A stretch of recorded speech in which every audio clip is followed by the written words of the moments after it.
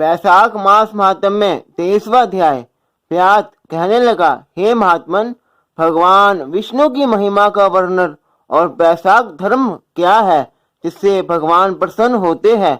व्यास के इस प्रकार पूछने पर मुनि कहने लगे, हे व्यास, भगवान विष्णु सर्वशक्तिमान, निर्गुण, निर्चेष्ट, विश्व सच्चिदानंद स्वरूप है और संपूर्ण चराचर जगत के स्वामी है। अब मैं उनके लक्षण बताता हूँ जिससे उत्पत्ति, स्थिति, संहार, आवृत्ति, नियम, प्रकाश, पंथ, मोक्ष और वृत्ति होती है।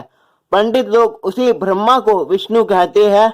ब्रह्मादिक देवता सब उन्हीं के आश्रित है।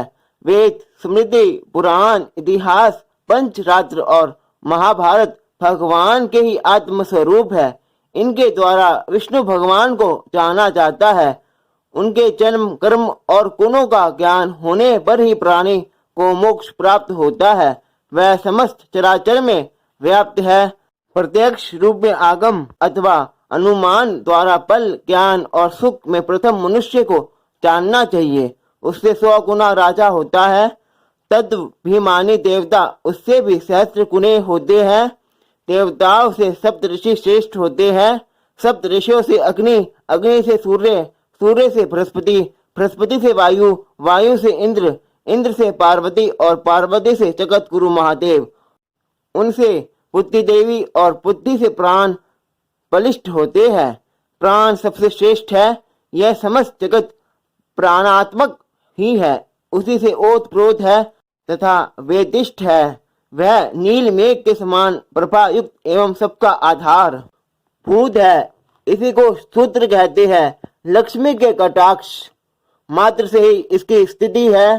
तब व्यास ने पूछा, भगवान विष्णु की एकमात्र कृपा पात्र लक्ष्मी देवी है। उनके समान कोई नहीं है।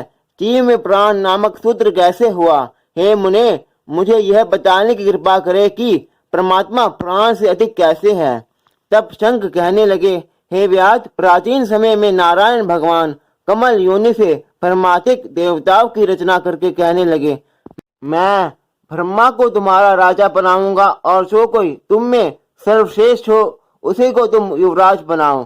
जब देवताओं ने यह बात सुनी तो आपस में युवराज बनने के लिए सब विवाद करने लगे और जब कुछ निर्णय न हुआ तो फिर भगवान को चाकर कहने लगे, हे भगवान, हमको तो कोई भी सर्वश्रेष्ठ दिखाई नहीं देता। इसका तो आप ही निर्णय करिए। भगवान ने हंसकर कहा, मेरे विराट रूप में जिसके निकलने से शरीर गिर पड़े और प्रवेश करने से शरीर खड़ा हो जाए वही सर्वश्रेष्ठ है। तब जयंत भगवान के पैरों से निकल गया तो वह शरीर पंगु तो हो गया परंतु गिरा नहीं। तक्ष प्रजापति कोई इंद्रियों में से निकल गए तो उन्हें शंख कहने लगे। इंद्र हाथों से निकल गया तो उसे लूला कहने लगे। नेत्रों से सूर्य के निकलने पर उसे काना कहने लगे। नासिका से अश्विनी कुमारों के निकलते ही उन्हें नक्ता कहने लगे। कानों से 10 दिशाएं निकली तब लोग उन्हें पहरा कहने लगे। जीभ से वरुण के निकलने पर उसे अर्सक्य कहने लगे। वाणी से अग्नि निकला तो उसे कुंगा कहने लगे। रुद्र मन से निकले तो उन्हें चर कहने लगे। सबके निकल जाने पर भी शरीर गिरा नहीं, मगर फिर प्राणों के निकलते ही देह गिर गई और उसको भूत कहने लगे। तब देवता आपस में विस्मय करके कहने लगे कि हम में से जो इस देह को उठाने में समर्थ होगा वही सर्वश्रेष्ठ एवं युवराज होगा। पुनः सभी देवताओं ने क्रमबद्ध रूप में प्रवेश किया परंतु शरीर मृत ही रहा। सबसे अंत में प्राणों के प्रविष्ट होते ही शरीर उठकर खड़ा हो गया। इसी कारण प्राण सर्वश्रेष्ठ और युवराज बनाया गया। प्राण के सम्मान के लिए सब सामवेद का कान करने लगे। इसलिए सावर और जंगमात्मक के लिए यह सृष्टि प्राणात्मक है। प्राण ही जगतपति है। प्राण बिना जगत कुछ भी नहीं।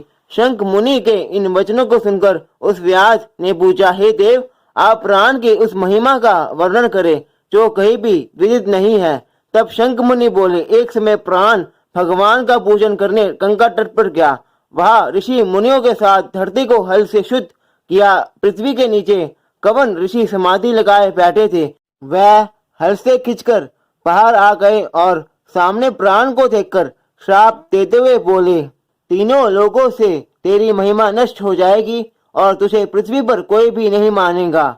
इस पर प्राण को बहुत क्रोध आया और वह मुनि से बोला, तूने मुझ निरपराधी को श्राप देकर उचित नहीं किया है। इसी कारण हे कवन, तू कुरुद्रोही होगा और तेरी सभी जगह निंदा होगी। हे व्यास, उसी समय से पृथ्वी पर प्राण की महिमा लोप हो गई। कवन ने भी श्राप के वशीभूत होकर अपने गुरु की हत्या कर दी और वह सूर्य का शिष्य हुआ। हे व्यास, तूने जो पूछा था वह सब मैंने बता दिया। अब और क्या पूछना चाहता है?